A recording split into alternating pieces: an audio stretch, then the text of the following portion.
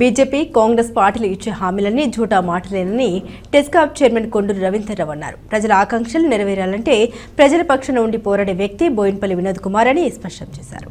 రాజన్న సిరిసిల్ల జిల్లా గంభీరావుపేట మండల కేంద్రంలో టీఆర్ఎస్ పార్టీ నాయకులు కరీంనగర్ పార్లమెంట్ అభ్యర్థి వినోద్ కుమార్ కు మద్దతుగా ఉపాధి హామీ కూలీల వద్దకు వెళ్లి ప్రచారం చేపట్టారు. కారు గుర్తుపై ఓటు వేసి వినోద్ కుమార్ ని భారీ మెజార్టీతో గెలిపించాలని వారు కోరారు. ఈ కార్యక్రమానికి మాజీ చైర్పర్సన్ తుల ఉమ్మతో పాటు మండల నాయకులు కార్యకర్తలు పాల్గొన్నారు. రీఎస్టిమేట్ అయిపోయింది, పని మొదలు పెట్టాలి అనేది కాంట్రాక్టర్ కు చెప్పినాం. ఈ డిపార్ట్మెంట్ కూడా దాని మీద పనిచేస్తా ఉన్నది. నేను గవర్నమెంట్ లో వెంకటరెడ్డిని కూడా కలిసాం, కోమటిరెడ్డి వెంకటరెడ్డిని కూడా కలిసి చెప్పినాం. బాగా తిప్పలు అయిపోతుంది వానకాలం వస్తే అని మాట కూడా చెప్పడం జరిగింది. బీజేపీలకు చెమటలు పడుతున్నాయి. చెమటలు పట్టి కేసీఆర్ బస్సు యాత్ర ఆపేసి ఇవాళ ఆయన బస్సు యాత్ర ఆపేసి 48 గంటలు ప్రచారం చేయొద్దు నువ్వు అని ఇవాళ ఆపేసి నిషేధం పెట్టిరు.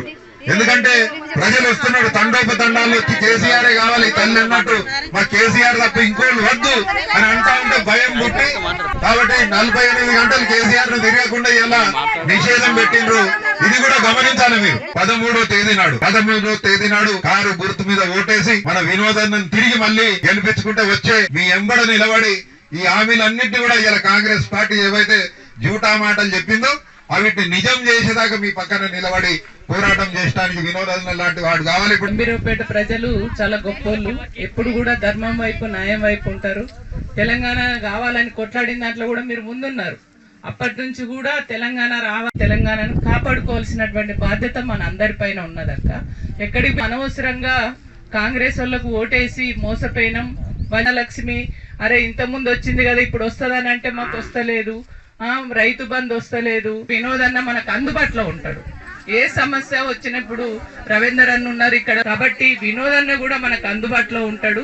మీరందరు కూడా కారు గుర్తుకు వేయండి అక్క, గెలిపించండి. గెలిపిస్తే మన తెలంగాణ తరఫున వినోద్ అన్న అక్కడ ఢిల్లీలో మాట్లాడతారు.